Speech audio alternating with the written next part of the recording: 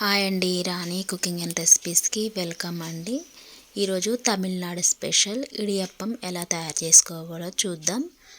ముందుగా ఒక కళాయి తీసుకొని కళాయిలోకి 2 గ్లాసెస్ వాటర్ తీసుకొని వాటరు బాగా మరిగిన తర్వాత ఇప్పుడు రుచికి సరిపడా సాల్ట్ని యాడ్ చేసుకోండి.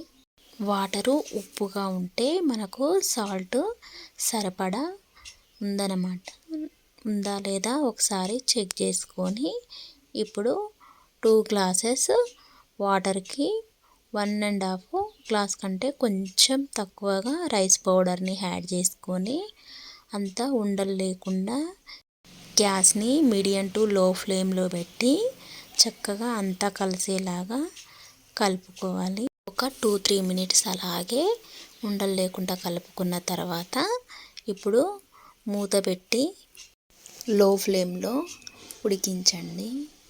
ఆఫ్టర్ 2 మినిట్స్ తర్వాత మూత ఓపెన్ చేసి ఒకసారి ఎలా ఉందో చెక్ చేసుకొని ఒక ప్లేట్లోకి తీసుకొని చక్కగా పిండిని ఇలా చేయితోటి ఒత్తుకుంటూ పిండి ముద్దను తయారు చేసుకొని ఇలా వస్తే సరిపోతుందండి. మురుకుల మిషన్ ఉంటుంది కదా, సన్న హోల్స్ ఉన్నది తీసుకొని పిండిని ముద్దగా ఉన్నది మిషన్లో యాడ్ చేసుకొని ఎలా ఇడియప్పం చేసుకోవాలో చూద్దాం. ఇడ్లీ పాత్ర తీసుకొని ఆయిల్ యాడ్ చేసుకోండి. కొంచెం అన్నిటికీ ఇలా అప్లై చేయండి. అప్లై చేసి అన్నీ పక్కకు పెట్టుకున్న తర్వాత ఇప్పుడు మిషన్లో పెట్టిన పిండిని ఇప్పుడు ఇడ్లీ పాత్రలోకి ఒక్కొక్కటిగా ఎలా ఒత్తుకోవాలో చూద్దాం. ఇదే విధంగా అన్ని ప్లేట్లోకి ఇలానే ఒత్తుకొని పక్కకు పెట్టుకోవాలి.